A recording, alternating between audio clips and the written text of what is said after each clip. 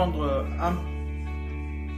2 minutes ou 3 minutes de musique, de chant, juste pour attendre un tout petit peu que d'autres personnes se connectent. Bonsoir tout le monde.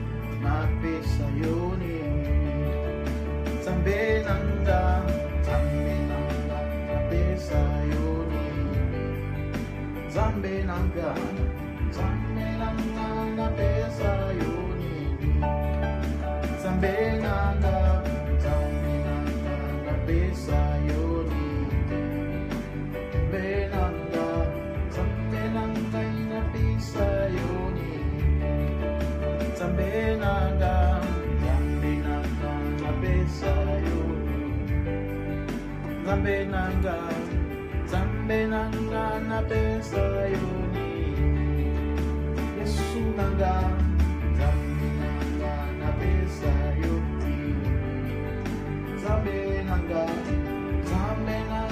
na pesa yoni Zambe nanga na pesa yoni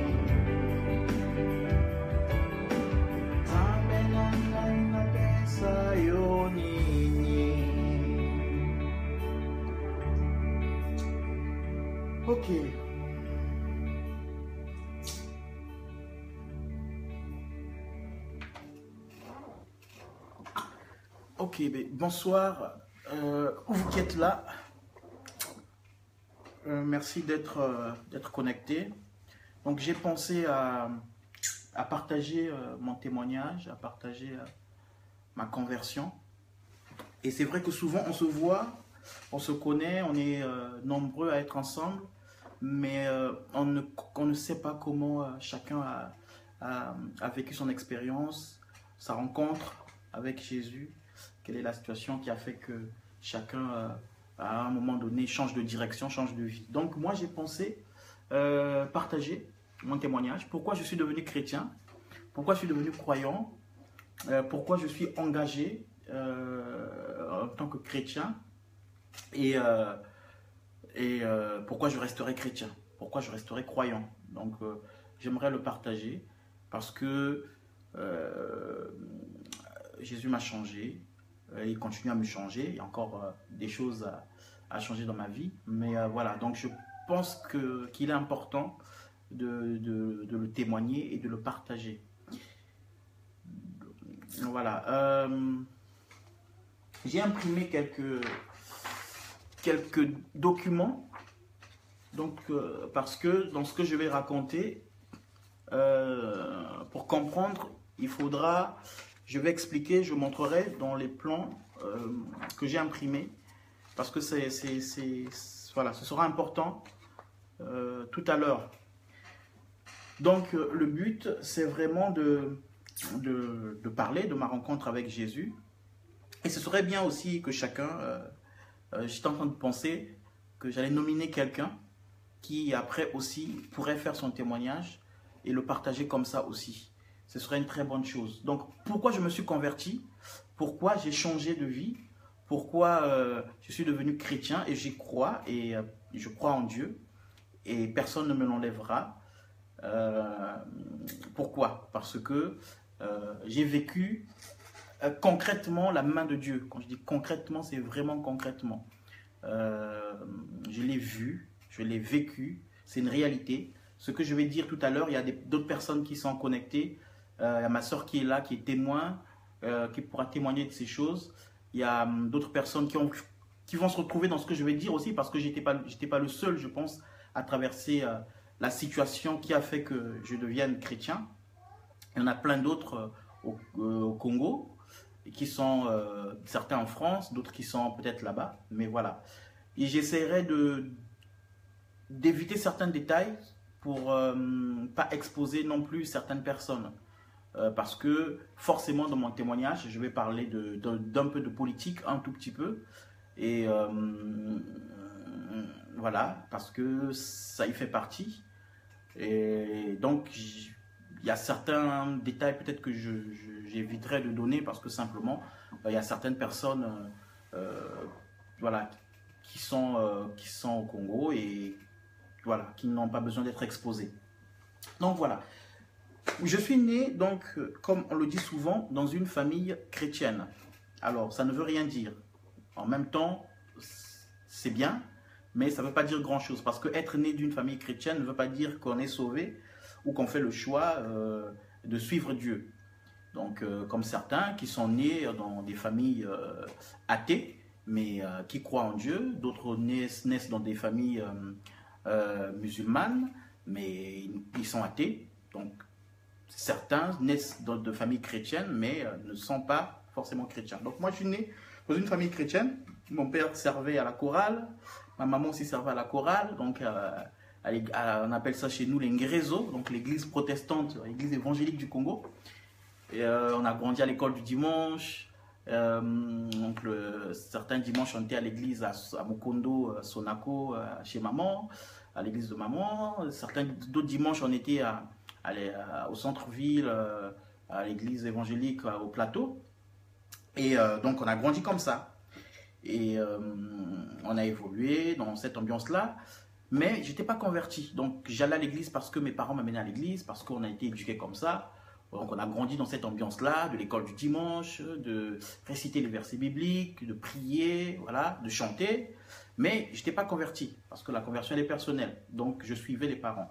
Et plus tard, donc, mes parents ont quitté l'église évangélique du Congo parce que finalement, mon père, bien qu'il servait à l'église protestante évangélique du Congo et qu'il faisait partie du conseil paroissial, hein, ce qu'on appelait les cocolos, pour ceux qui connaissent, il n'était pas converti, donc il menait une double vie, il menait sa vie comme il voulait, mais pourtant il était à l'église, il servait à l'église, il prêchait à l'église, mais voilà, il avait sa vie de péché, il avait une autre collègue de travail camerounaise avec qui il était, et puis voilà, donc il menait sa vie normale, bien qu'il servait à l'église.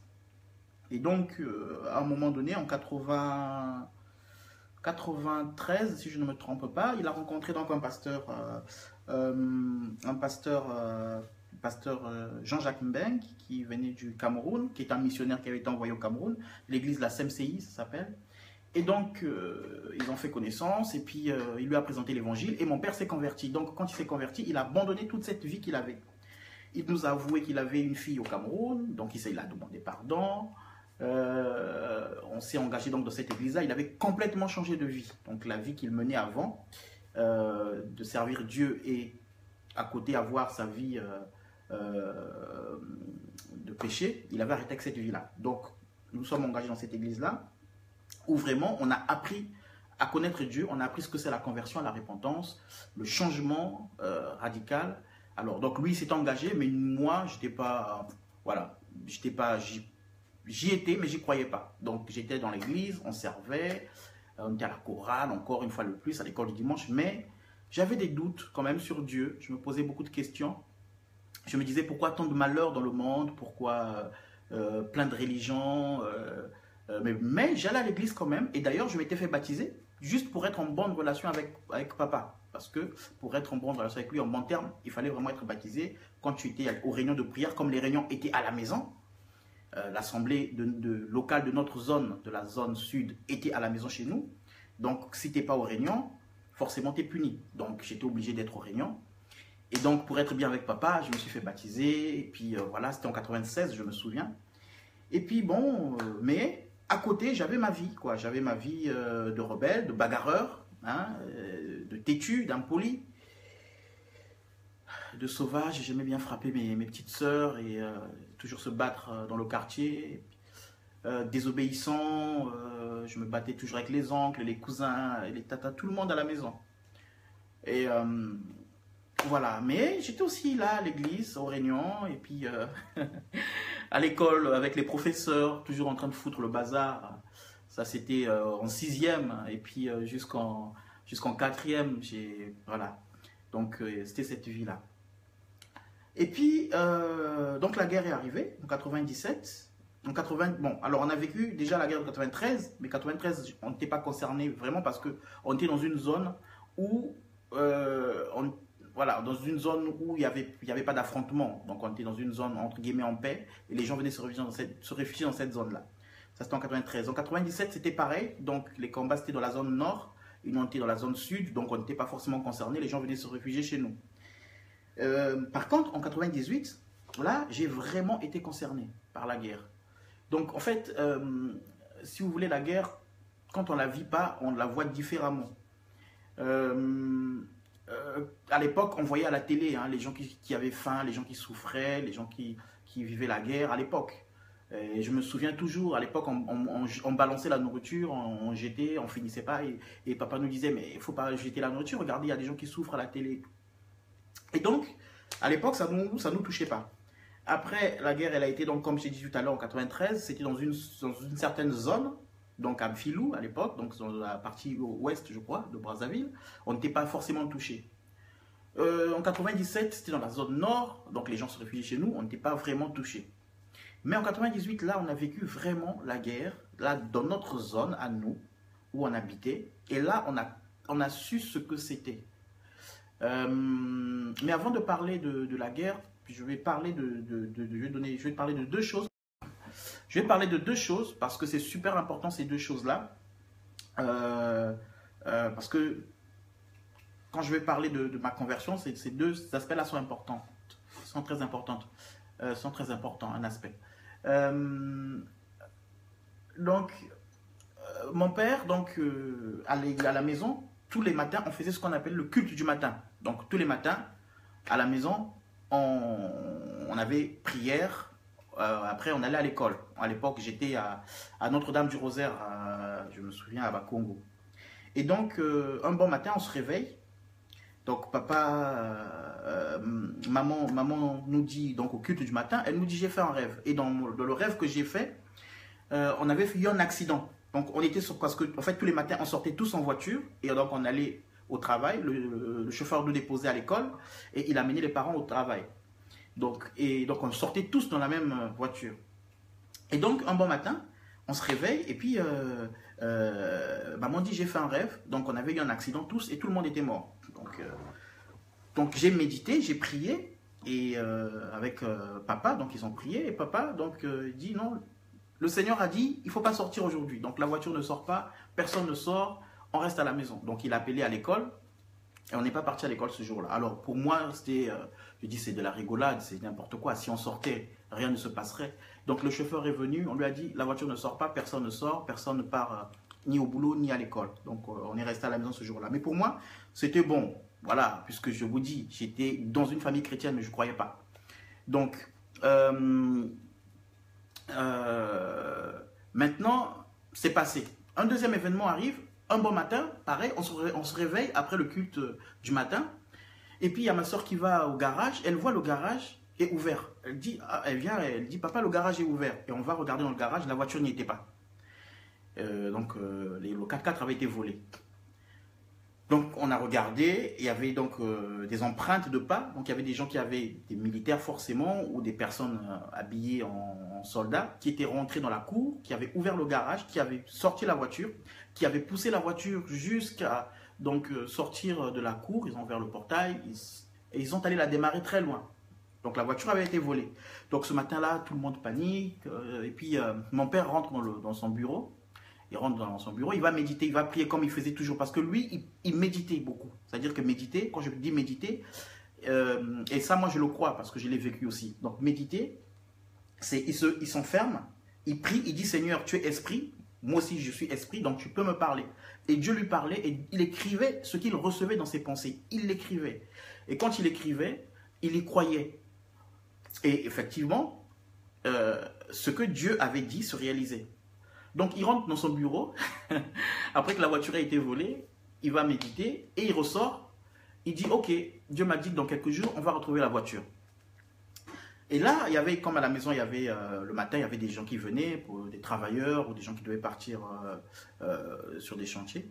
Et donc, il y en a qui disent, non, mais monsieur Mabonzo, il faut nous envoyer peut-être vers les frontières pour aller voir, parce que quand on vole des 4x4, souvent, on les vend à l'étranger. Donc, peut-être dans certaines frontières, voilà, il faut nous envoyer. Donc, certains sont allés chercher, mais lui, il a dit... dans quelques jours, Dieu m'a dit qu'on va retrouver la voiture. Et 3 jours après, un policier arrive à la maison, il dit, monsieur, on a retrouvé votre véhicule, on a trouvé un véhicule, il est à vous, donc vous venez au commissariat. Il est allé récupérer le véhicule. Et donc là, ce qu'il avait médité, ce qu'il avait eu comme pensée que Dieu lui avait donné, c'était réalisé. Bon, ça s'est passé. Ensuite, donc, je parlais de la guerre. La guerre est arrivée. Donc la guerre, qu'est-ce qui s'est passé? Pour vous expliquer, alors, il y en a qui connaissent un peu l'histoire. Mais la guerre de 98, c'est une guerre, donc j'ai imprimé une carte pour qu'on comprenne bien. J'ai imprimé une carte, ça c'est la carte du Congo, qui est en Afrique, et en Asie. La carte du Congo, qui est en Afrique. Donc ça c'est le Congo, Brazzaville.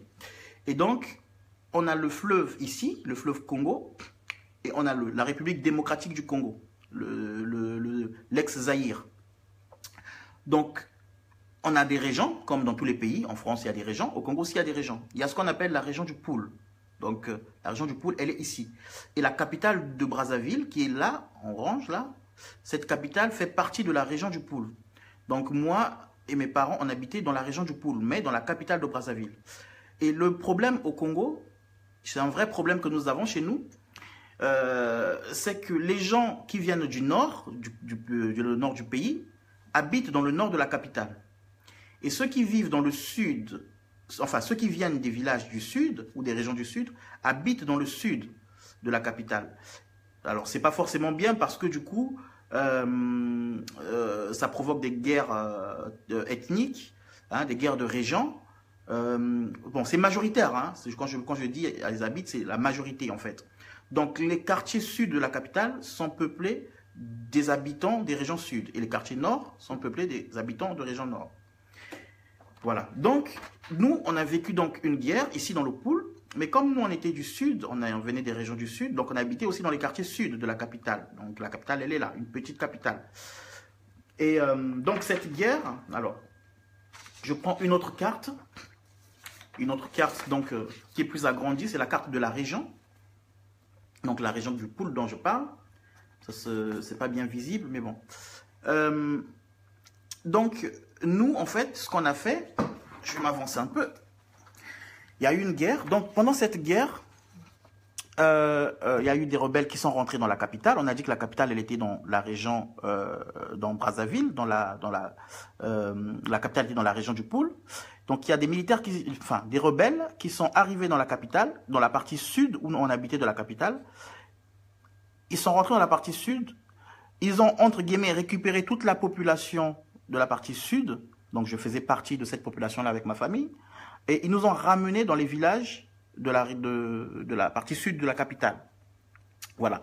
Donc, j'ai mis ici un trait jaune qui symbolise, un trait jaune comme ça, qui symbolise un peu la séparation entre donc, la zone rebelle et la zone de l'armée, contrôlée par l'armée. Donc, ils nous ont ramenés dans les villages. Pour être plus clair, c'est comme si on habitait dans la partie sud de Paris, comme si on habitait à Mantes-la-Jolie. Et les rebelles sont à Caen. Donc les rebelles quittent Caen et ils arrivent jusqu'à Mantes-la-Jolie. Ils arrivent à Paris, Saint-Cloud. Et puis ils récupèrent toute la population de Paris, Saint-Cloud. Donc cette partie sud-là de Mantes-la-Jolie. Et ils ramènent toute cette population vers Caen. Et donc, la zone de front se trouve entre Rouen et Lisieux. Et ben, ceux qui sont à Caen, ils sont contrôlés par les rebelles. Et ceux qui sont à Paris sont contrôlés par l'armée. Mais à Paris, la vie a repris.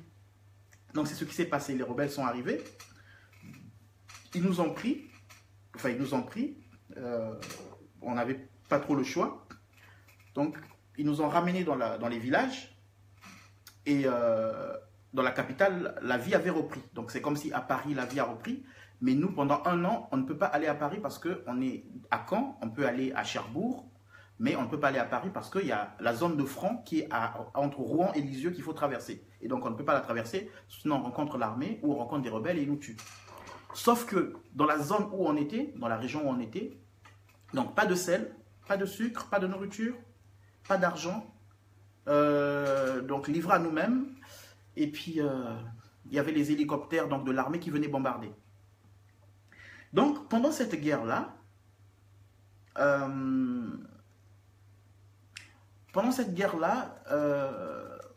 on ne savait pas où aller.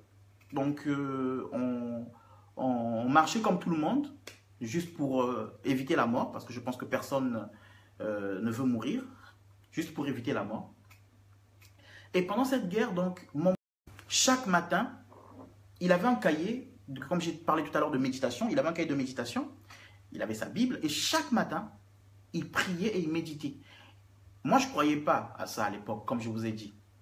Il priait et il méditait. Donc, il demandait à Dieu, le matin, il se levait, et il demandait à Dieu, on fait quoi? On va où? Est-ce qu'il faut qu'on reste ici ou qu'on reparte à Brazzaville? Ou est-ce qu'il faut on fait quoi? Donc, chaque matin, il méditait. Et puis, quand Dieu ne lui répondait pas, on restait là. Donc, on était par exemple dans un village, on dormait là. Quand je dis un village, ça veut dire que c'est vraiment de la débrouille. Hein. On dort. Il y a tellement de monde. Il y a des gens qui dorment dans la rue. On dort dans la rue. Il y a des gens qui dorment dans des huttes. Voilà. Il n'y a pas à manger. Il n'y a pas d'eau à boire. Il y a des gens qui meurent, des enfants qui meurent de malnutrition. Donc, sur 100 mètres, on a au moins. On voit des gamins qui meurent, quoi, de malnutrition, de maladies. Il y a les rebelles qui tuent les gens parce qu'ils les prennent pour des infiltrés. Donc, on vivait dans tout ça. On voit des cadavres partout. Et Donc mon père, quelqu'un lui a dit, il y a des gens qui peuvent repartir à Brazzaville, donc à la capitale, parce que là-bas la vie a repris. Donc il y avait mon père, ma mère, moi et mes 5 frères et sœurs. Donc on était 8. On était 8. Donc on est sortis sous les coups de feu, ça tire, ça bombarde, il y a des affrontements avec les Angolais qui avaient été envoyés comme mercenaires aussi. Voilà, il y a des gens qui se prennent des balles, on voit des cadavres sur la route, bref.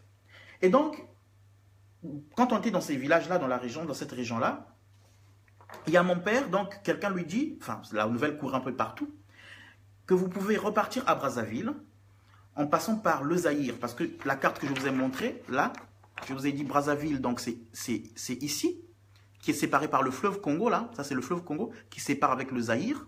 D'ailleurs, c'est les 2 capitales les plus proches au monde.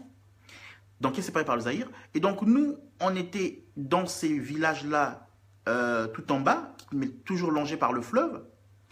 Mais on avait la possibilité donc de traverser au Zaïre par la pirogue et de remonter à la capitale, c'est Kinshasa, donc à la RDC, et de rentrer à Brazzaville. Donc, mon père avait de l'argent, et donc avec cet argent, ceux qui avaient l'argent, ils prenaient cette route-là, ils arrivaient tout en bas du fleuve, et ils remontaient par Kinshasa, et ils arrivaient au port de Brazzaville, de Kinshasa, et ils rentraient à Brazzaville. Et donc nous, c'est ce qu'on a voulu faire. Sauf que mon père, comme il méditait toujours, il a demandé au Seigneur, qu'est-ce qu'on fait? Et le Seigneur lui dit, il reçoit du Seigneur qu'il ne faut pas passer par là. Donc finalement, on n'est pas parti par là. Mais sans rien comprendre. Et chaque fois, c'était comme ça. Quand Dieu disait, quittez ce village, on quittait ce village-là, derrière nous, il y avait des bombardements. Quand on était quelque part, on ne savait pas quoi faire, on priait, et Dieu faisait. Mais autour de nous, on voyait vraiment des enfants qui mouraient. Des enfants qui mouraient de maladies. Des enfants qui mouraient de malnutrition. Et nous, la seule chose qu'on avait, alors à ce moment-là, moi qui ne croyais pas, même mes sœurs qui ne croyaient pas, on était devenus un peu, pas un peu, on était devenus croyants. C'est-à-dire qu'on disait à papa, papa, mais va prier, va demander à Dieu, on fait quoi? Parce qu'on voyait du résultat. Parce que quand on était quelque part, et quand il recevait du Seigneur, qu'il fallait partir, c'est dommage parce que je n'ai pas son cahier. Son cahier, il est au Congo, mais il écrivait vraiment dans son cahier. Et quand on partait, il se passait quelque chose derrière nous. Il y avait des bombardements, un hélico venait bombarder. Alors, à cette époque-là, j'avais 16 ans. Donc, j'avais 16 ans et je vivais ces choses-là. Donc, petit à petit, je commençais à croire quand même qu'il y avait un Dieu qui existait et qui lui parlait. Parce que nous, des fois, quand on lit la Bible, on lit souvent que Dieu parlait à Abraham, Dieu parlait à Joseph, Dieu parlait à Moïse, Dieu parlait à Paul. Mais nous-mêmes, on ne croit pas que Dieu peut nous parler. On a l'impression que c'est tellement mystérieux que Dieu nous parle qu'on passe à côté de beaucoup de choses. Mais moi, j'ai vécu concrètement, voir de mes propres yeux que Dieu parlait à mon père. Et je suis persuadé que si mon père ne recevait pas les directives chaque jour, on serait mort. On était 8, papa, maman et les 6 enfants. Mais on est revenu à Brazzaville 1 an après, tous les 8. Et ce que je dis, il y a plein de personnes qui ont vécu cette situation, qui sont connectées et qui connaissent un peu ce qui s'est passé au Congo. Ces personnes-là savent qu'il y a plein de gens qui sont partis, il y a des familles entières, papa, maman, les enfants, tous étaient morts. Ou on a perdu 2 frères, une sœur, un frère, voilà. Et Dieu nous a fait grâce parce que chaque jour, il nous disait ce qu'il fallait faire. Donc, on quitte cette zone, là. Je vais vous montrer, faire une petite image. Donc, là, on avait déjà fait 43. J'ai fait exprès d'imprimer un peu, de regarder les kilomètres. Et donc, après, on s'est dit, il fallait qu'on parte au Gabon. Comme dit ma soeur, il fallait qu'on parte au Gabon. On avait une famille, on a une famille qui est à Paris, qui est justement partie jusqu'au Gabon. Il fallait qu'on aille au Gabon, mais mon père avait reçu une autre direction, donc on n'est pas parti au Gabon. Finalement, donc là, on s'est déjà tapé 43 km de marche. Donc, juste ici, mais bon, c'est pas bien visible. C'est pas la peine la carte parce que c'est pas visible. Je croyais que ça allait être visible, mais bon. Donc, on s'est tapé 43 km. Après, on est parti dans un autre village. On arrive dans un autre village. Et derrière nous, ça bombarde. On arrive là, on arrive, on marche et on arrive, on avait marché, je crois, 2 jours. Et on arrive donc à un village, ça s'appelle Kibwende. On arrive dans ce village et donc les rebelles nous fouillent en fait. Ils nous fouillent. On arrive dans une école, parce qu'il fallait qu'on dorme dans une école. On n'avait pas de logement, soit on dormait dehors ou voilà. Là, on allait dormir dans une école. On arrive dans cette école-là, et puis il y a des rebelles qui arrivent avec des armes. Ils disent, on cherche quelqu'un. On cherche un groupe de 4 hommes avec une femme. Et bien en fait, ce groupe-là, de 4 hommes et une femme, qui sont en train de poursuivre depuis très longtemps, c'était mes 3 oncles et ma tante. Mais on s'était perdu de vue depuis, je crois, ça devait faire 1 ou 2 mois qu'on s'était perdu de vue. Et là, on arrive dans ce village-là, les rebelles viennent, donc ils contrôlaient toutes les personnes qui arrivaient dans ce village-là. Donc on s'est fait contrôler. Et puis, ils disent, on cherche un groupe de 4 personnes. Et en fait, c'était mes oncles. Et finalement, nos oncles arrivent et on leur dit, mais faites attention parce que les rebelles cherchent un groupe de 3 personnes, 3 hommes et une femme. Donc je pense que c'est vous. Donc mon père leur a dit, je pense que c'est vous. Donc ils se sont sauvés. On est resté dans ce village. Quelque temps après, on a quitté, on est parti dans un autre village parce qu'en fait, on n'avait plus d'argent, il fallait chercher à vivre et on attendait que la guerre finisse, elle finissait pas. On avait quitté Brazzaville, c'était en décembre et là, on était en février, je pense. Donc nous étions encore dans les villages. Pas d'issue, la guerre n'est toujours pas terminée. Donc on continue et on arrive dans un autre village qui s'appelle Mayama. Donc là, on a déjà parcouru presque 150 km quoi, à pied. Et là, dans ce village, je ne vais pas trop rentrer dans ces détails-là parce que ce n'est pas important, mais on a une connaissance qui est adjoint des rebelles. Et donc lui, il arrive et puis ça faisait longtemps qu'on ne l'avait pas vu. Il arrive et puis il nous soutient, il nous aide financièrement parce qu'on n'avait plus rien du tout. Les gens mouraient de maladie, les gens mouraient de malnutrition et ma soeur était gravement malade. Ma soeur Elga, qui habite à Caen ici avec moi, elle était gravement malade et on n'avait rien.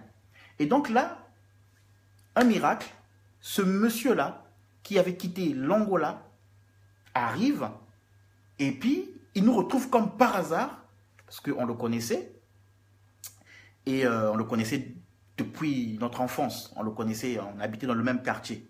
Donc non, il s'appelait Mukongo Muntu, le commandant Abraham, on l'appelait. Donc à un moment donné, c'était lui qui secondait le chef des rebelles. Mais nous, on l'avait connu bien avant longtemps, on était gamins encore. Bref. Donc il est venu et donc, entre guillemets, pendant la guerre de 97, il s'était exilé en Angola. Donc là, il est revenu et il nous voit comme par hasard et c'est lui qui a donné de l'argent pour que ma soeur soit soignée, soit traitée. Alors qu'à côté, tous les jours, on assistait à des enterrements, des personnes qui mouraient parce qu'il n'y avait pas de médicaments, parce qu'il n'y avait pas de maladie, pas de nourriture, malnutrition, les gens ne mangeaient pas de sel, les pieds enflaient. Et ma mère, d'ailleurs, à la même période, avait ses pieds qui étaient super enflés. Et c'est ce monsieur-là, quand il est arrivé, quand il nous a revus, qui a donné de l'argent pour acheter des médicaments pour que ma mère soit traitée. Et je répète qu'à côté, il y a des enfants qui meurent. On voit des enfants mourir. À côté, on voit des jeunes hommes qui se font tuer parce qu'on les prend pour des infiltrés. Donc on est resté longtemps dans ce village. Je saute vraiment plein de détails parce que c'est tellement long. On est resté dans ce village et puis, un bon jour, mon père reçoit du Seigneur qu'il faut qu'on quitte. Il dit, il faut quitter. Et avant qu'on ne quitte, non, je ne vais pas parler de ça, comme je disais que je ne vais pas parler. Mais avant qu'on ne quitte, bon, ce monsieur-là est venu nous voir, il nous a donné une information qui était capitale. Mais quelques jours après,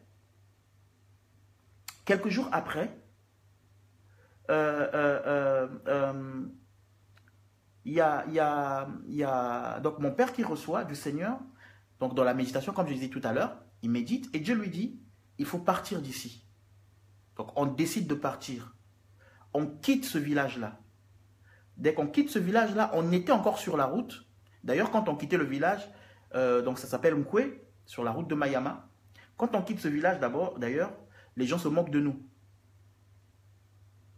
Donc, les gens se moquent de nous. Bon, je ne voulais pas donner trop de détails, mais il y a ma soeur qui donne des détails. En fait, ce chef de rebelle était le fils à l'ami de maman. Donc, voilà, c'était le fils à l'ami de maman. On a grandi ensemble et c'est lui qui nous a aidés. Maintenant, quand on quitte donc ce village, il y a des gens qui se moquent de nous. Ah, allez-y bien, bon débarras, parce qu'en fait, quand on est au village, on n'habite pas là-bas. Donc, les gens sont chez eux, les gens sont égoïstes, les gens ne veulent pas vous aider, les gens se moquent de vous, parce que d'habitude, vous habitez en ville et que maintenant, vous venez vous réfugier au village, les gens se foutent un peu de vous. Donc là, on part ce matin-là parce que mon père a reçu de Dieu qu'il faut qu'on parte. Donc, les gens se moquaient de nous, ceux qui nous avaient reçus. Mais on était encore sur la route, que les hélicos derrière, on entendait dire que les hélicos avaient bombardé ce village. Et c'était la débandade. Donc, je me suis dit, j'avais 16 ans. Là, quand je voyais tout ça, je me disais, c'est pas possible que ce soit le hasard. Que chaque fois qu'on doit se déplacer, chaque fois que Dieu prie et qu'il demande, que mon père prie avec ma mère, qui demande à Dieu, on fait quoi? Que Dieu dise ce qu'on doit faire et que derrière, il se passe quelque chose. Ça ne peut pas être le hasard. Ça veut dire que Dieu existe et Dieu parle. Donc, on quitte, on marche. On a marché, je ne sais plus, 3 jours, je pense. Ma soeur peut me corriger si jamais je me trompe. Je pense qu'on a marché 3 jours. 3 jours, on est parti vers Mpangala. Donc, c'était très dur. Mais je me souviens que sur la route, ma grande soeur pleurait parce que elle n'en pouvait plus. Bon, ce qui était merveilleux, c'est qu'on découvrait aussi la nature, on découvrait les villages, on n'avait jamais vu le village, hein? On n'avait jamais vu, une belle nature comme ça, donc c'était bien aussi, ça nous faisait du bien, mais d'un autre côté, c'était très dur parce qu'on ne mangeait pas bien, il n'y avait pas de médicaments, enfin, les médicaments, c'était très difficile d'en trouver, ça coûtait super cher, et en même temps, on n'avait pas de force pour marcher. On était maigre, mais maigre. Quand je vous dis maigre, on voyait les os sur la peau. On voyait les os. Moi, mon père, on voyait les os. Quand il était torse nu, on voyait les os. Alors que c'était quelqu'un qui était super bien. On voyait les os sur la peau. Donc, on marchait. Et en marchant, tellement on avait faim, je me souviens qu'on s'était arrêté dans une savane et on a mangé des chenilles crues. Des chenilles vertes, crues. Donc, on prenait dans l'herbe comme ça et on mangeait parce qu'on n'avait rien à manger, tellement on avait faim. Donc, on a continué ce voyage-là. Donc, on est arrivé à notre dernière destination. Donc là, on a quitté Brazzaville, on a quitté la ville, c'était décembre. Et là, on est en juin, je pense, juin ou juillet. Donc, on a déjà fait plus de 6 mois dans la brousse, dans les villages. Et quand je dis les villages, c'est vraiment la brousse. C'est-à-dire que vous êtes dans une forêt, hein, avec des maisons, des maisons de village. Ce n'est pas des villages modernes comme ici, quand on dit je vais au village, ben, il y a Internet. Voilà. Non, c'est vraiment des villages. Et donc on arrive dans ce village-là, c'était le village à ma mère. Donc on trouve le papa de ma maman, les sœurs à ma maman. On s'installe dans ce village-là, on dit, bon, ici au moins on sera bien parce qu'on est chez nous. On est bien reçus. D'ailleurs, le jour où on arrive dans ce village-là, ils étaient tous assis, ils nous ont vus, ils étaient surpris, ils sont venus nous accueillir, mais ils sortaient d'un enterrement parce que ma cousine venait de décéder et ils venaient de l'enterrer. Donc, ils nous ont reçus. On s'est posé, on était contents, on a dit, ici, on sera bien. Effectivement, là-bas, c'était vraiment le village. Donc, il y a la nature, il y a les bêtes sauvages, il y a le poisson. Je vais pêcher, 10 minutes après, je reviens avec du poisson. C'était vraiment la nature. Sauf qu'on avait l'impression que même les poissons ou les gibiers vivaient aussi la guerre. Parce qu'à cette époque-là, pour avoir du poisson ou de la viande de chasse, c'était devenu compliqué aussi. On est resté là. Et dans ce village-là, mon père, donc, toujours en train de méditer, en train de prier, parce qu'il avait toujours gardé cette flamme-là. Et Dieu lui dit, dans une de ses méditations, Dieu lui dit que l'armée n'arrivera pas ici. L'armée n'arrivera pas ici. Parce que, si vous voulez, l'armée commençait à rentrer dans les villages, donc les rebelles se repliaient, et l'armée rentrait dans les villages, l'armée bombardait dans les villages. Donc nous, quand on entendait les hélicoptères, c'était sauve qui peut. Papa se sauvait, les enfants se sauvaient chacun dans son coin, ça bombardait de partout, et les gens mouraient. C'est pour cela que des fois, quand je regarde, aujourd'hui, tellement on voit la guerre à la télé, on regarde des films de guerre, on minimise ces choses-là. Mais les vivre, c'est horrible, simplement, c'est horrible. C'est-à-dire quand on entendait le son d'un hélicoptère qui venait pour bombarder, c'est comme si le cœur allait lâcher. Mais Dieu avait dit à mon père, l'armée n'arrivera pas dans ce village-là. Mais par peur, quand il y a eu des bombardements, on s'est tous réfugiés dans la brousse. Donc on est rentré dans la brousse, on a vécu dans la brousse, une forêt. Donc en fait, vous avez une grande forêt, une très grande forêt, et au milieu avec une petite plaine, et on vivait là. On a fait des maisons en palme, donc des petites maisons en palme. Et on habitait dans ces maisons-là, c'est des huttes quoi. Hein, pour ceux qui ont fait le scout, ceux qui ont fait le scout, ils doivent connaître, hein, quand on arrive sur un camp, bah, il faut se débrouiller, faire des huttes. Donc on a fait des huttes, des maisons en palme. Et on dormait là. Donc il y avait moi, mes parents, mes frères et sœurs, il y avait la famille de ma mère, les oncles, donc nos oncles, les cousins à ma mère, le grand-père. On fait des huttes, donc on dort dedans. Dans ce village, il faut savoir que il y a un chef de village, mais qui est sorcier. Mais un bon sorcier. Parce que nous, quand on prie le matin, parce que mon père, comme j'ai dit, tous les matins on priait, lui, sans même qu'il soit avec nous, ça le dérangeait, ça le gênait.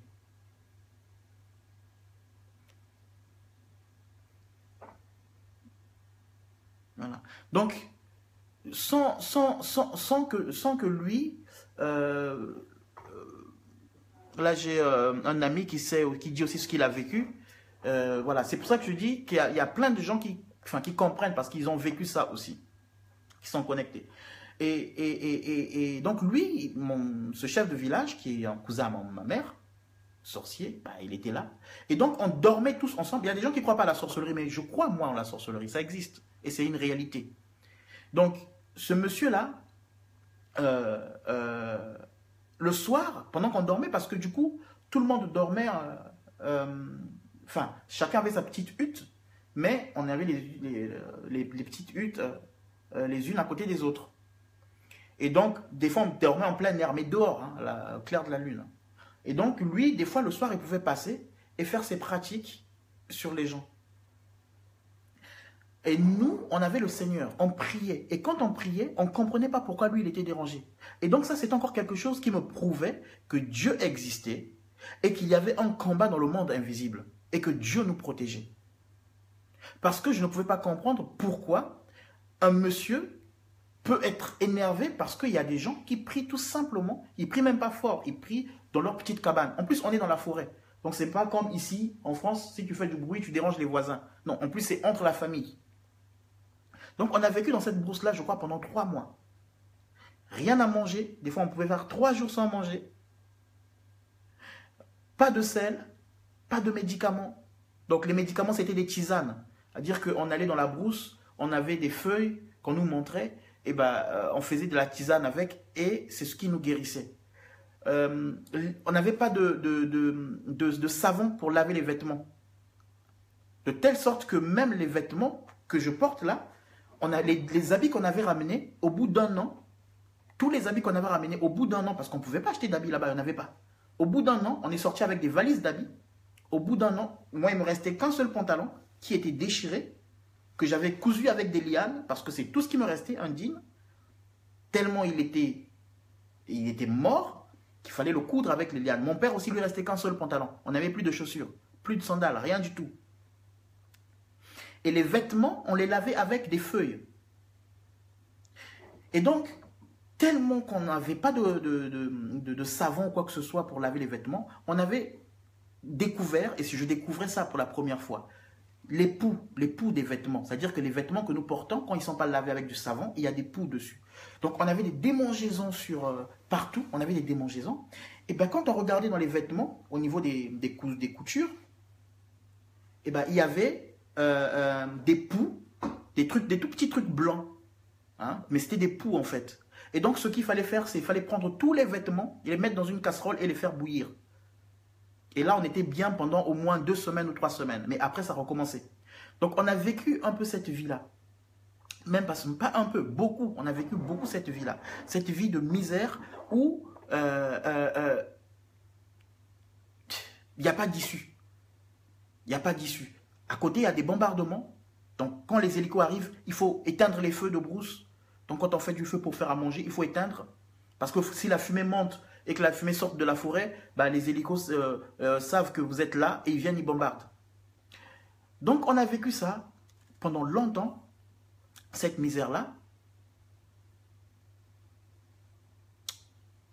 Alors, mais ce qui était bien, merveilleux, c'est qu'on avait Dieu. Et moi, ma soeur, nous les enfants, on ne croyait pas. Enfin, peut-être ma soeur croyait. Enfin, moi personnellement, j'avais un doute, je ne croyais pas.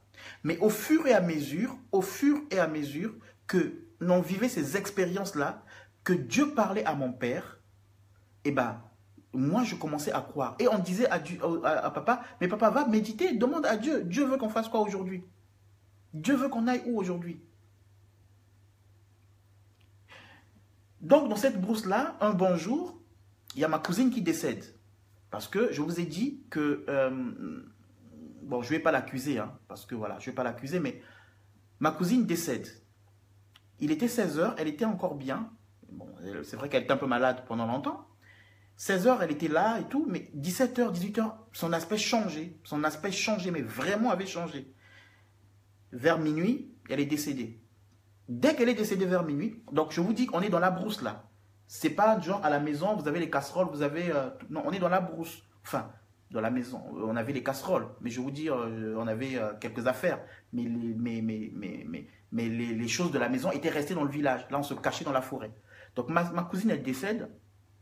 Le lendemain matin, dès qu'elle est décédée, l'oncle, le chef de village, est tellement content qu'il nous mobilise. Allez, on y va, on va aller couper un arbre pour faire un cercueil. Rapidement, il faut l'enterrer. Parce que, bon, il était mystique, ce monsieur. Donc, on a coupé un arbre. Le corps de ma cousine était là, à côté, allongé. On a coupé un arbre. Et c'est lui qui nous montrait. Il était tellement motivé. On a fait un cercueil. On a enterré ma cousine. Quand on a enterré ma cousine, avant, d'ailleurs, j'ai oublié quelque chose, avant qu'elle ne meure, voilà, c'est ce que je voulais souligner. Avant que ma cousine ne meure, donc il était, comme j'ai dit, 16 h, 17 h, 18 h, elle allait vraiment pas bien. Avant qu'elle ne meure, donc on a rassemblé tout le monde. Mon grand-père, mon oncle, toute la famille. Mon père est étranger parce que ce n'est pas son village, c'est le village de sa femme. Donc mon père se mettait vraiment en retrait. Donc on dit, il y a cette fille qui est en train de souffrir, elle va mourir. Que faut-il faire? Il faut, si quelqu'un est responsable, qu'il dise simplement que cette fille revienne à la vie. Voilà. Si quelqu'un est responsable, qu'il dise simplement que cette fille revienne à la vie. Tout le monde a dit, moi je ne suis pas responsable. Si c'est moi qui suis responsable de son malheur, qu'elle revienne à la vie. Tout le monde l'a dit, sauf cet oncle-là. Lui, il a rien dit. C'est-à-dire que quand il fallait déclarer ça, lui il disait, ben, ces terres, c'est nos ancêtres qui les ont laissées jusqu'à là-bas, ces terres nous appartiennent, donc des choses qui n'ont rien à voir. Finalement, ma cousine est morte, on a enterré. Le lendemain de son enterrement, on l'a enterré dans la journée, le soir, dans la nuit, eh ben, mon grand-père, enfin mon oncle, le chef de famille, dans son sommeil, il s'étouffe. Donc c'est comme quelqu'un qui mange, mais qui s'étouffe. Donc il crie dans la nuit. Il crie dans la nuit, il s'étouffe, on ne comprend pas, mais personne ne peut rien dire. On ne comprend pas ce qui se passe, nous on ne comprend pas. Mais ceux du village comprennent que, en fait, c'est leur repas du soir. Parce que quand ils font un enterrement, dans le monde mystique, c'est là qu'ils prennent la personne. Et personne ne peut parler parce que c'est le chef de famille. Donc vous voyez bien qu'on était dans un milieu où il y avait de la sorcellerie.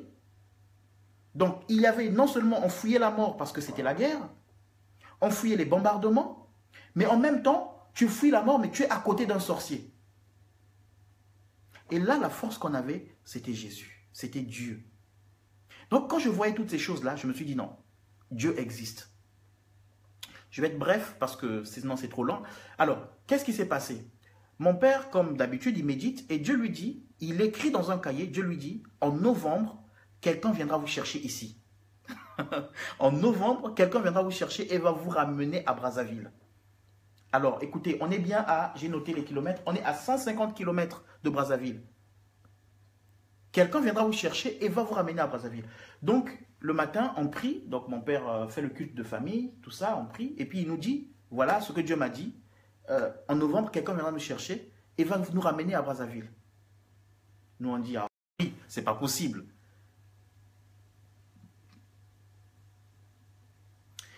Donc, maintenant, ça, c'est de la folie. C'est pas possible. Donc, nous, on doutait.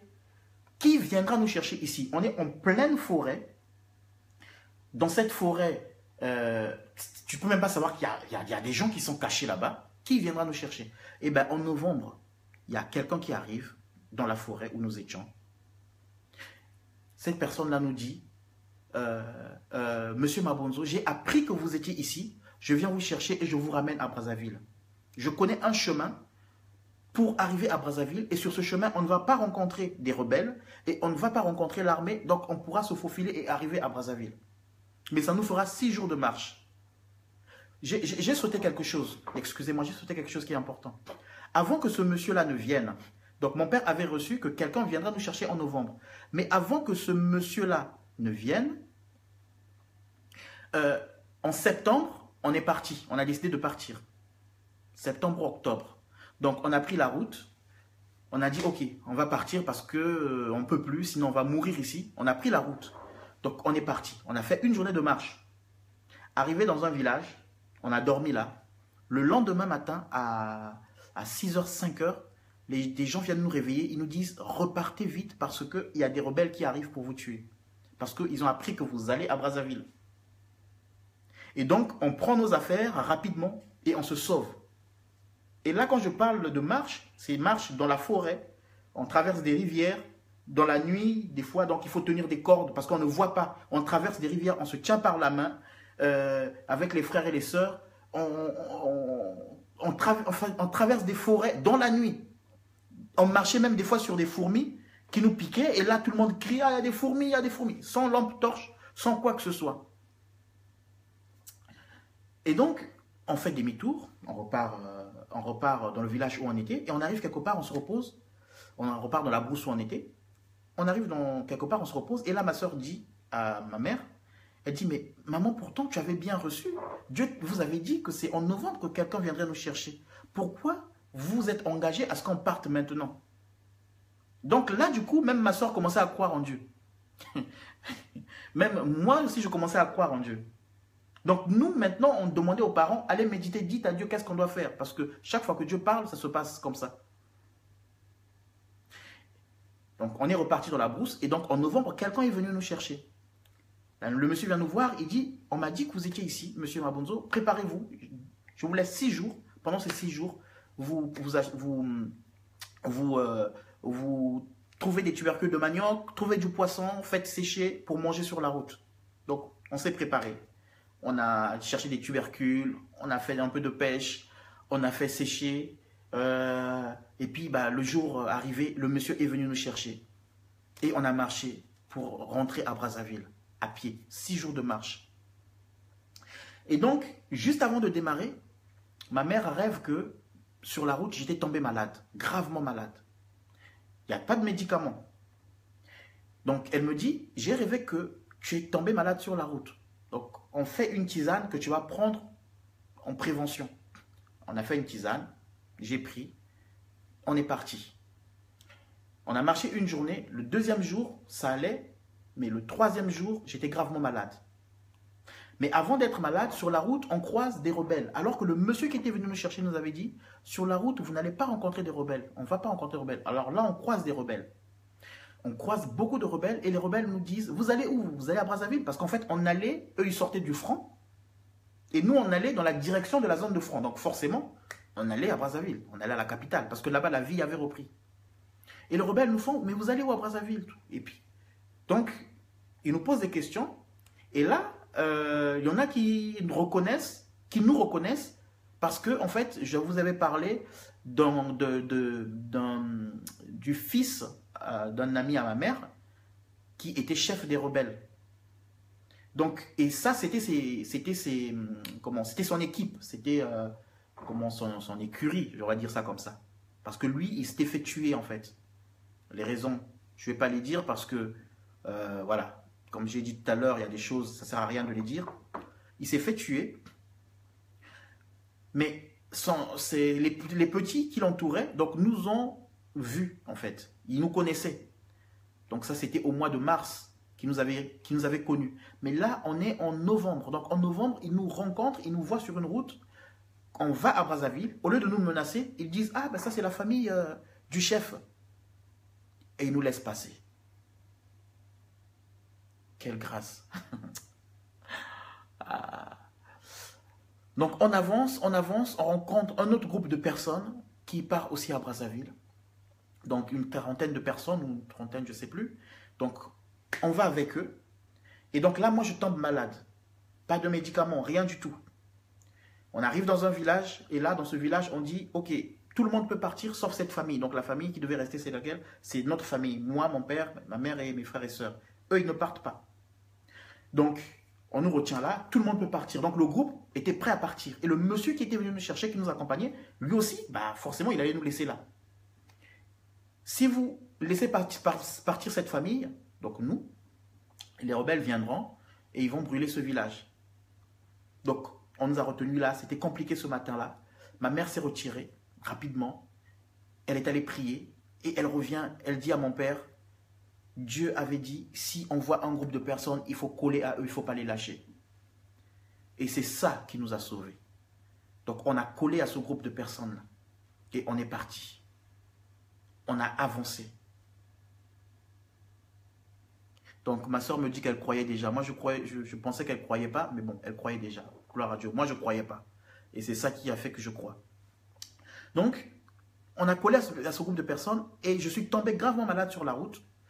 Les gens avec lesquels on marchait pouvaient être à 2 km plus loin. Moi et mon père, on était encore très loin parce que je ne pouvais plus marcher. Et là, dans ce groupe-là, c'est là qu'on trouve quelqu'un qui nous donne des médicaments. À cette époque-là, je rappelle que vous donner des médicaments, c'était compliqué. Quelqu'un qui donne des médicaments que je prends sur la route et j'étais malade sur la route et j'ai été guéri sur la route avant d'arriver à Brazzaville. Donc sur les 6 jours, donc là c'était le 3e jour, entre le 3e jour et le 6e jour, entre le 2e jour et le 6e jour, j'étais malade, mais j'ai retrouvé la guérison aussi. Parce que le Seigneur a pourvu et parce que Dieu a fait. Et parce que mon père a écouté ce que Dieu avait dit, attachez-vous à ces gens-là. Et c'est eux qui avaient les médicaments. Donc on a avancé, je vais être bref vraiment parce que je ne peux pas trop aller dans les détails, il y a trop de choses. On arrive dans un village, donc c'était le dernier village où c'était la zone occupée par les rebelles. Donc après ce village-là, l'autre zone, c'était une zone occupée par l'armée gouvernementale. Donc sachant que pour aller à Brazzaville, il ne fallait pas qu'on rencontre les rebelles, mais bon, on les a rencontrés. On a eu la grâce parce que y en a qui nous ont reconnus, qui ont dit qu'on était la famille de leur chef qui était mort, ils nous ont laissés. Et là, on arrive dans un dernier village, et là, c'était le dernier village occupé par les rebelles. Donc, ils nous reçoivent, on arrive là, il était 15h ou 16h, on s'est arrêté là, parce qu'on ne pouvait pas continuer. Si on continuait, on aurait dormi en pleine savane. Donc, on s'est arrêté là. Et puis, ils nous ont bien reçus, ils nous ont fouillé, ils ont fouillé les bagages et tout. Et donc, on s'est installé. On était, donc, moi, ma famille et une quarantaine de personnes, ou une trentaine, les gens avec le groupe avec lequel on était. Donc tranquillement, mon père sympathise avec leur chef, donc ils discutent toute la soirée, enfin de 16h quand on était arrivé jusqu'au soir. Et puis ils ont dit, alors tous les hommes là, dans cette hutte là, et toutes les femmes de se placer. Quand ils nous ont placés, moi, mes frères et sœurs, à part nous, tout le monde, tous les hommes étaient dans dans une hutte, enfin, d'un côté, et les femmes d'un autre côté, sauf moi, mon frère, et mes 4 sœurs. Nous, on était dans un truc, on ne peut pas se mettre debout dedans, hein, c'est vraiment une hutte, hein, de rien du tout. On ne pouvait pas se lever dedans. Mais on était dans cette hutte-là, et on était en famille, nous. On ne faisait pas partie de ces groupes-là, de nos collègues avec lesquels on voyageait, qu'on avait divisés. Et donc, à 19h ou 18h par là, je ne sais plus, mais il faisait nuit, la nuit tombait, ils ont commencé à chanter des chants, je vais dire, démoniaques. Et donc, nous, on les entendait. Et puis, ils ont sorti les hommes. Tous les hommes, ils les ont sortis. Ils ont tapé les hommes. Ils ont violé les filles. Moi et mes sœurs, seuls étions épargnés. Ils ont dit, alors c'est vous qui allez à Brazzaville. Pourtant, dans la journée, ils nous avaient bien reçus. Ils nous ont installés. Ils nous ont dit, reposez-vous. Demain, vous allez continuer. Vous allez à la capitale. La guerre est finie. Mais le soir, ils ont torturé les gens. Ils ont violé les filles. Donc, quand j'entendais les gens pleurer, les grands-papas, les grands monsieur pleurer dehors, j'avais 16 ans. J'ai paniqué. Je suis allé voir papa. Il m'a dit, reste tranquille. Il était en train de parler avec leur chef depuis toute l'après-midi. Il dit, reste tranquille. Repars dans la hutte où on vous a mis. Je suis reparti. Mais j'en pouvais plus. J'ai fait sur moi, comme on dit. J'ai fait là, hein, j'ai fait caca sur moi, quoi. Parce que j'ai eu peur. Parce que j'ai eu peur. Et donc, ils ont tapé les hommes, ils ont violé les filles, ils ont poursuivi le monsieur, un des messieurs qui était avec nous, qui nous ramenait à Brazzaville. Ils l'ont poursuivi pour le tuer. Donc cette nuit-là, c'était une nuit de cauchemar. Mais quelque part, je voyais la main de Dieu qui était sur nous. Non pas qu'on était meilleur, non pas qu'on était parfait, mais il y avait quelque chose. Donc, le lendemain, ils nous ont laissé quand même partir. Et c'était triste sur la route parce que je voyais les jeunes filles qui étaient là, avec lesquelles on avait marché. Les hommes qui étaient là, personne ne parlait, personne ne disait rien. On marchait sur toute la route, personne ne disait rien. On était tellement gênés, on était tellement mal de ce qui s'était passé cette nuit-là, qu'on n'avait même pas le courage de parler. Et nous avons marché, et nous étions dans la zone maintenant occupée par l'armée. Et on arrive dans un village, on voit un village qui venait d'être brûlé, donc il y avait encore la fumée, il y avait les traces des pneus des militaires qui venaient de passer par là. Il y avait la fumée, donc on voyait ça, on était traumatisés, on était choqués. Et on s'est dit, il ne faut pas qu'on reste là, parce qu'on voit encore le village qui vient d'être brûlé, il faut se sauver. Donc on est vite parti. Et là, pour vous faire juste rire, et là, donc, on marchait vite et on entend un bruit d'un avion. On a cru que c'était les militaires qui revenaient. Alors là, tout le monde a jeté les affaires. Même papa nous a oubliés. Chacun a oublié chacun. Tout le monde s'est sauvé dans la forêt. C'était dur. C'était très dur. C'était dur. Et puis là, on nous rassemble, on dit non, mais c'était qu'un avion, c'était qu'un avion. C'est un avion qui passait. Et tout le monde s'est sauvé parce que on entendait tout le temps les bombardements. Quand on entendait un hélico, un avion, il bombardait. Et là, on venait de voir un village qui venait d'être brûlé. Donc, on soupçonnait qu'il y avait des militaires qui traînaient quelque part. Et là, on nous rassemble, on nous dit non, c'est pas des militaires, c'est juste un avion. Donc, on continue la marche. On a continué la marche. On arrive dans un village, donc c'était le dernier village avant d'arriver à la ville, parce que là on était dans la zone contrôlée par l'armée. On arrive dans ce dernier village, et donc on voit maintenant une dame qui vient de la capitale avec du pain.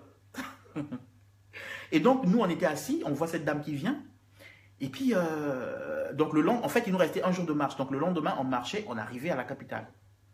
Et cette dame avait avec du pain, donc on lui saute dessus, parce ça faisait 1 an qu'on n'avait pas vu le pain. 1 an qu'on n'avait pas vu le lait ni le sucre. Donc, pour nous, c'était je sais pas, c'était quelque chose de nouveau, quoi. On était pieds nus, avec des habits déchirés, mais ça, on ne le voyait pas. Nous, on voyait quelque chose de nouveau. Et cette femme-là nous dit, donc, vous dormez là, demain, il faut aller dans un camp militaire qui est juste à côté. Parce que dans ce camp militaire, il y a les camions du HCR qui viennent chercher les réfugiés. Si vous ne faites pas ça, vous allez mourir. Donc, il faut aller dans ce camp militaire. Et si on vous demande, est-ce que vous avez vu des rebelles? Dites que vous n'avez pas vu les rebelles. Pourtant, on les avait vus. Et puis, les hommes, rasez-vous. Parce que, on était dans la brousse pendant 1 an. Donc, les gens avaient la barbe et voilà. Et donc, le lendemain, donc, on marche. On arrive dans ce camp militaire. Donc, les militaires nous ouvrent. Donc là, on est à... peut-être à 25 km de Brazzaville, hein, mais c'est une zone, mais là, la vie a repris là-bas, hein, c'est la capitale. Le militaire nous ouvre, on rentre, donc on était une quarantaine, comme j'avais dit tout à l'heure, une quarantaine, une trentaine. On rentre, et puis, donc les militaires nous regardent, ils nous regardent lesquels sont rasés, lesquels ne sont pas rasés, lesquels viennent de se raser, ils nous posent des questions, qui a vu les rebelles, qui n'a pas vu les rebelles. Et on attendait le camion du HCR, donc humanitaire, pour venir nous chercher. Parce qu'on est dans la zone nord, quand même. Et là, il y a des enlèvements, il y a des meurtres. Donc, on interroge mon père. On lui dit, mais monsieur, est-ce que vous avez vu des rebelles sur la route? Mon père dit, oui, j'ai vu des rebelles. De toutes les façons, les gens savaient poser des questions, mais ils savaient qu'on avait vécu avec des rebelles. Donc, mon père dit, oui, j'ai vu des rebelles. Et donc le monsieur lui dit, monsieur, vous avez de la chance, parce que tous les gens qui ont vu ou qui ont travaillé avec les rebelles, normalement on les tue. Mais vous avez la chance parce que j'ai été avec votre fille à l'université. Donc ma soeur Elga, je connais votre fille, j'étais avec elle à l'université en fac de droit. Donc faites attention à ce que vous dites, je ne tiens pas compte de ça, voilà. Et donc, on l'a libéré. On est resté là. Merci Seigneur. De tout le groupe qu'on était, personne n'avait été retenu. Parce qu'il y avait des gens qui étaient retenus et qui étaient zigouillés, qui étaient tués, qui étaient torturés, qui étaient abattus. Et on nous a laissé partir. On est rentré dans un camion du HCR. Et on est rentré à Brazzaville. Pieds nus, déchaussés, avec les habits troués, percés, tout ça. Alors, quand on est rentré à Brazzaville, le lendemain, les gens sont venus nous voir, les cousins, la famille et tout. En fait, nous-mêmes, on ne réalisait pas dans quel état on était. Parce que tellement on était habitués à cet état-là, on ne réalisait pas dans quel état on était. Mais la famille est venue nous voir. Et là, quand la famille est venue nous voir, les gens pleuraient quand ils nous voyaient. Parce qu'on était maigres. Parce qu'on était maigres. Et les gens nous disaient, on a beaucoup prié pour vous. On a beaucoup prié pour vous. Et on était partis 8, on est rentré 8. Et quand je suis donc revenu après la guerre, j'ai culpabilisé pendant un long moment. Je me suis dit, Seigneur, pourquoi j'ai vu tant d'enfants mourir? Pourquoi tant de personnes qui peut-être n'ont jamais entendu parler de toi sont mortes? Pourquoi des gens ont été fusillés comme ça parce qu'on les a pris pour des rebelles alors qu'ils n'y sont pas?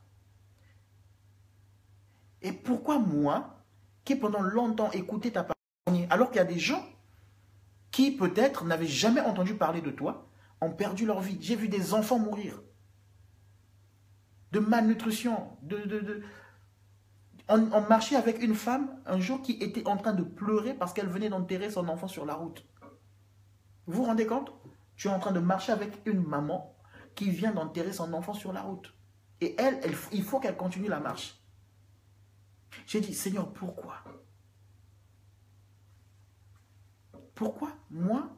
Comment je peux encore rester incrédule après avoir vu combien tu parles? Parce que là, pour rentrer à Brazzaville, c'est ce que mon père recevait. S'il ne le recevait pas, on ne serait pas à Brazzaville. Donc, tellement j'ai vu ça, j'ai dit non, mais Dieu existe. Parce que ce n'est pas un hasard que chaque fois que Dieu dit quitter ce groupe de personnes, il se passe quelque chose. Chaque fois que mon père recevait de la part de Dieu, quitter ce village-là, quitter cet endroit, les hélicos passaient bombarder derrière. et des gens mouraient. Même quand on a désespéré pour dire, ici, on est dans une brousse, dans une forêt, on est tellement perdu au milieu des rebelles, que rien ne se passera. Mais quand mon père a reçu de Dieu, quand il a prié et que Dieu lui a dit, c'était écrit, il écrivait, il nous faisait lire. Dieu lui a dit, je vous enverrai quelqu'un en novembre, et en novembre, quelqu'un est venu nous chercher. À un moment donné, je me suis dit, non, Dieu existe. C'est pas possible. Dieu existe. Et donc, j'ai décidé d'arrêter cette vie-là de bagarreur, d'impoli, de sauvage, cette vie d'incrédule. J'ai décidé d'arrêter cette vie de médisance, d'impudique et de me tourner à Dieu. Simplement parce que j'ai vu concrètement que Dieu existait. J'ai vu concrètement, personne ne peut me dire, aujourd'hui, même si je vis un malheur, je ne sais pas quel malheur, quel que soit le degré du malheur, je ne peux quand même pas douter de Dieu parce que j'ai vu concrètement et Dieu existe. Donc j'ai décidé à ce moment-là de donner ma vie à Dieu. Mais quand j'ai donné ma vie à Dieu, mon père recevait des choses qu'il écrivait de la part de Dieu. Moi aussi j'ai commencé à le vivre. Quand j'ai fait un rêve, je demande à Dieu, Seigneur, qu'est-ce que ça veut dire? Qu'est-ce que tu en penses? Et bien, Dieu me disait des choses et qui arrive aussi, qui arrivait. Donc, Dieu existe vraiment et même dans les situations difficiles que nous pouvons traverser, bah, Dieu veut nous faire voir quand même sa puissance, veut nous faire voir qu'il est là parce qu'il a un but, il a un objectif. Chacun a sa façon de rencontrer Dieu. Moi, ça a été ma façon de rencontrer Dieu. C'était cette guerre-là. Et au travers de cette guerre-là, c'était comment mon père était conduit par Dieu jour après jour. Quitte ce lieu, il quitte, il y a des bombardements. Va avec telle personne, il va avec telle personne. Et c'est ces gens-là qui sont une solution pour nous. On est dans un groupe, les filles sont violées, les hommes sont tabassés. Moi et ma famille, on n'est pas touchés. Parce qu'il y a quelqu'un dans mon groupe, mon père, qui prend le temps d'écouter Dieu et de faire ce que Dieu lui demande. Donc, je voulais partager ce témoignage-là, simplement pour nous dire que, je sais qu'il y en a beaucoup qui doutent de l'existence de Dieu. Mais aujourd'hui, je peux vous rassurer que je ne suis pas fou. Ou si on peut considérer que je suis fou, bah, j'accepte d'être fou, parce que je sais ce que j'ai vécu et je sais que Dieu existe. Et comme Dieu existe, à côté, Satan existe aussi. D'ailleurs, c'est bizarre. Beaucoup de gens croient en Satan, croient que Satan existe, mais ne croient pas que Dieu existe.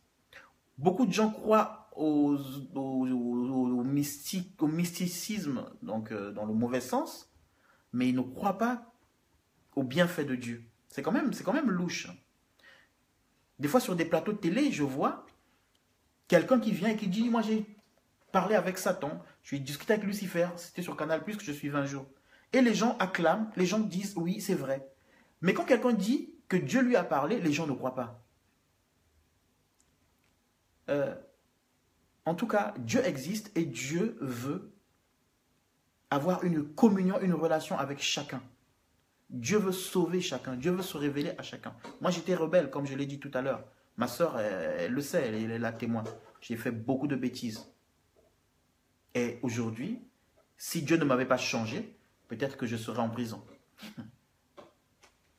Peut-être que je serais en prison. Donc, ce que je veux simplement dire, je t'invite à découvrir ce Dieu-là, à découvrir Jésus, à découvrir celui qui est mort à la croix pour toi, qui peut te diriger et qui peut t'épargner du danger, comme il a fait pour nous.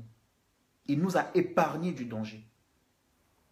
Et ma soeur est en train d'ajouter, quand Dieu lui avait parlé de la guerre, donc à mon père, qui arriverait avec ses difficultés, il avait bien dit, je te garderai toi et ta famille. Et il est fidèle à sa parole, à ses promesses. Donc ça, c'est ce que Dieu avait dit. Quand Dieu avait montré à mon père que la guerre arriverait, mais il lui avait promis. Et pendant 1 an, il nous a gardés.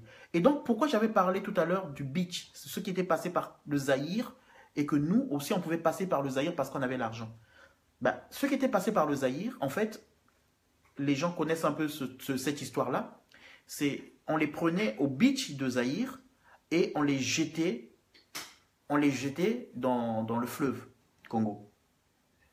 Mais nous, à l'époque, quand on était encore dans la brousse, quand mon père voulait qu'on passe par là et que Dieu lui avait dit qu'il ne faut pas passer par là, on ne savait pas ce qui se passait. Mais en fait, beaucoup de gens qui traversaient par le bas Congo, qui remontaient par le Zaïre, par le beach, et étaient jetés dans le fleuve Congo. Donc quand ils arrivaient à Brazzaville, parce qu'ils traversaient du port de Kinshasa pour rentrer à Brazzaville, et bien à Brazzaville, ils étaient accueillis par l'armée et les hommes étaient jetés dans le fleuve, dans des conteneurs, et ils étaient jetés dans le fleuve. Si vous doutez de ça, vous pouvez regarder sur Google, vous mettez procès du beach de Brazzaville, vous allez voir. Et donc, c'est après la guerre, quand on est rentré à Brazzaville, qu'on a compris pourquoi Dieu avait dit à mon père de ne pas passer par cette voie-là. Parce que au bout, il y avait plein de gens qui se faisaient jeter, qui étaient jetés dans le fleuve. Et simplement, c'est ce que je voulais partager. Donc, depuis ce moment, moi, je suis engagé avec Jésus. Et rien ne changera ça. Et je t'invite aussi à chercher ce Dieu-là qui connaît ta destinée, qui voit là où toi tu ne peux pas voir, qui peut t'écarter du danger. Voilà, donc c'est vraiment ce que je voulais partager. Si tu n'as pas encore connu Jésus, tu ne l'as pas rencontré, tu peux l'inviter, dire « Jésus, viens dans ma vie. Seigneur, je veux te donner ma vie parce que tu es amour et j'aimerais vivre avec toi, j'aimerais marcher avec toi. Pardonne-moi de tous mes péchés. Je t'accepte comme mon Seigneur, comme mon Sauveur. Et tu verras que lui te conduira. Même quand ça ne veut pas dire que tu ne traverseras plus des moments difficiles, mais même quand tu auras des moments difficiles, tu auras une assurance et une force que Dieu te donnera. J'ai mon frère qui est en train de... Nous avons pris le dernier bateau avant que les tueries du beach ne commencent. Dieu soit loué. Donc voilà une personne aussi qui est passée par le chemin dont je parlais, par lequel nous ne sommes pas passés. Et lui, il dit, donc c'est Velrich, il est passé par ce chemin-là. Et c'était le dernier bateau. Donc après tous les autres bateaux qui étaient derrière, eh ben, les gens étaient jetés dans le fleuve. Donc il y a vraiment... C'est une grâce que de connaître Dieu. Donc voilà ce que je voulais partager avec nous. Je vous souhaite une très bonne soirée. Et je répète encore que Dieu existe. Parce que j'ai vu concrètement qu'il existe. J'ai fait cette expérience. Voilà. Et c'est pour cela que je ne joue pas, moi, avec les choses de Dieu. C'est-à-dire que si vraiment on sert Dieu dans la vérité. Beaucoup de gens trouvent que je suis un peu trop radical ou trop direct. Mais quand je suis dans un milieu où les gens jouent avec les choses de Dieu, je n'accepte pas ça parce que quand j'ai souffert, moi, il n'y avait pas un homme. C'était Dieu qui était là. Quand j'ai souffert, quand j'ai failli mourir, de maladie, de malnutrition, de guerre, eh ben, ce qui m'a sauvé, je le répète encore, c'est ce que Dieu disait de faire. Ce n'était pas un homme, et d'ailleurs, mon pasteur n'était même pas là, il était à Brazzaville. Il était resté à Brazzaville. Donc, c'est pour ça que je ne joue pas.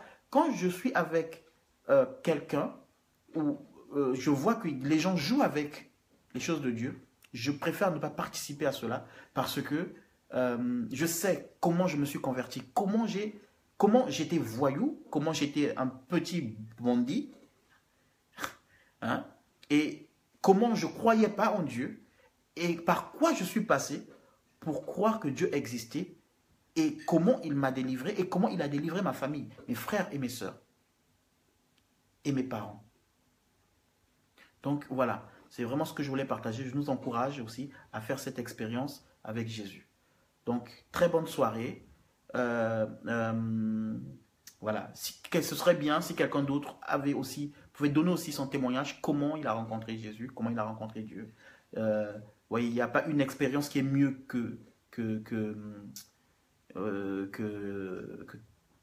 qui est mieux qu'une autre. Voilà. Donc, ce serait bien, voilà. Ma soeur me traite de fugueur. C'est vrai que je n'ai pas dit ça, mais j'avais fugué pendant la guerre. J'avais abandonné mon père et ma famille. J'avais fugué. Je n'étais pas converti. J'ai fait des bêtises. Et d'ailleurs, quand j'avais fugué, Je suis resté peut-être 1 mois et demi loin de mes parents, sans nouvelles. Et je me suis senti en insécurité parce que il y avait plus papa qui méditait tous les matins et qui disait ce qu'il fallait faire. Donc vite fait, je suis reparti le chercher. Donc j'étais reparti avec lui. Donc voilà. Mais aujourd'hui, c'est fini, je ne fugue plus. Et voilà. Dieu m'a changé. Je ne suis plus bagarreur. C'est fini ça. Et voilà. Je m'améliore, j'essaie de m'améliorer de plus en plus. Je ne suis pas parfait, j'ai encore beaucoup de défauts. Mais voilà, le Seigneur m'aide. Donc bonne soirée. Merci encore de ce temps que nous avons passé. Que Dieu vous bénisse. Moi, je vais continuer à faire ma petite musique avant d'arrêter ce direct. Donc vraiment merci beaucoup. Que Dieu vous bénisse.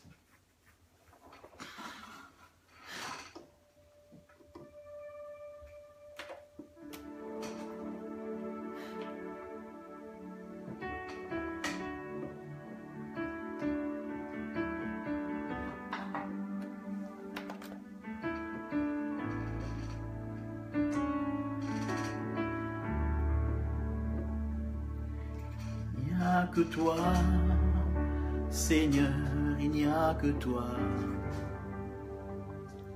Il n'y a que toi, Seigneur, il n'y a que toi. Il n'y a que toi, Seigneur, il n'y a que toi. Il n'y a que toi, Seigneur, il n'y a que toi. Qui peut sauver, Seigneur, il n'y a que toi. Qui peut nous changer, Seigneur, il n'y a que toi. Il n'y a que toi, il n'y a que toi, Seigneur, il n'y a que toi. Il n'y a que toi, Seigneur, il n'y a que toi. Il n'y a que toi. Il n'y a que toi, Seigneur, il n'y a que toi. Il n'y a que toi, Seigneur, il n'y a que toi. Qui peut guérir, Seigneur, sinon que toi? Qui peut restaurer, Seigneur, il n'y a que toi. Qui peut sauver, Seigneur, il n'y a que toi. Qui peut redonner le sourire, il n'y a que toi. Il n'y a que toi. Il n'y a que toi, Seigneur, il n'y a que toi. Il n'y a que toi, Seigneur, il n'y a que toi. Il n'y a que toi, Seigneur, il n'y a que toi. Il n'y a que toi, Seigneur, il n'y a que toi. Mon sous-souté, Yahweh, mon sous-souté, mon sous-souté, Yahweh, mon sous-souté, mon sous-souté, Yahweh, mon sous-souté.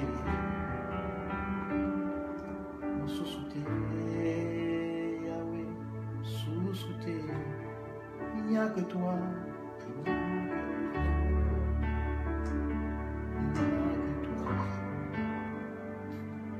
il n'y a que toi,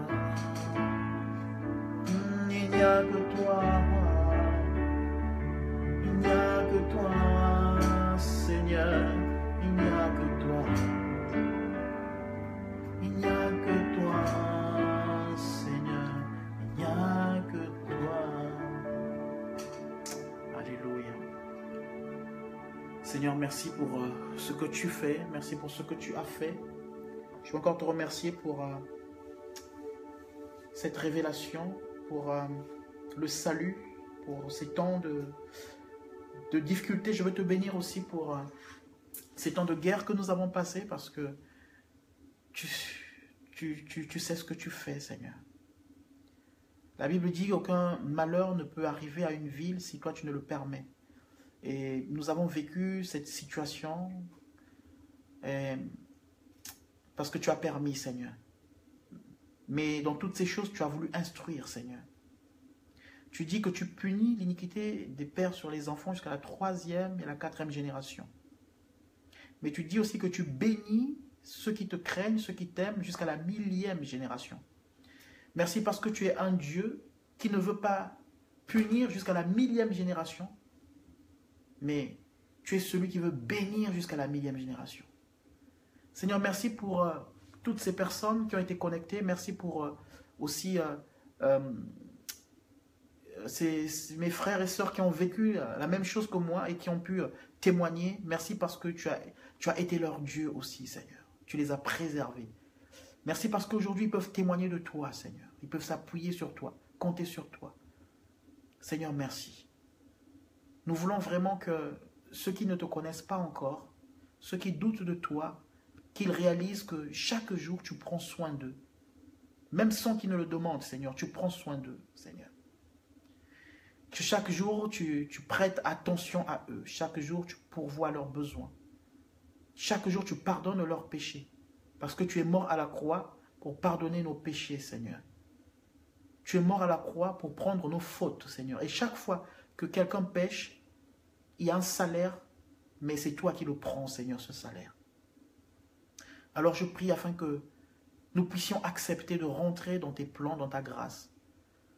Que tu permettes, Seigneur, que tu touches les cœurs et que vraiment, que de nombreuses personnes acceptent l'amour que tu proposes, l'amour que tu donnes, Seigneur. Parce que tu n'es que amour, Seigneur. Tu es pardon, Seigneur. Tu es grâce. Alors je te prie vraiment de toucher encore les cœurs de toutes ces personnes qui ont peut-être écouté ou qui écouteront encore ce témoignage et qui ne croient pas encore en toi, mais que tu te révèles à eux parce que tu les aimes, Seigneur. Et tu leur donnes ton amour. Et tu as prouvé déjà ton amour parce que tu es mort à la croix pour eux, Seigneur. Ce n'est pas seulement à Noël que le monde doit reconnaître qu'il y a Jésus qui était né. Ce n'est pas seulement à Noël, Seigneur. Là, tout le monde croit qu'il y avait un petit Jésus qui était né et qui est mort aussi. Mais vraiment que ce soit une réalité, parce que c'est une vie, parce que tu l'as vécu, Seigneur, pour nous, Seigneur. Alors que chacun rentre dans ces plans que tu as planifiés, dans le nom de Jésus-Christ, pour la seule gloire de ton nom. Au nom de Jésus. Amen. En tout cas, soyez bénis. Très bonne soirée. Et merci encore pour ce temps. Bonne soirée. Au revoir.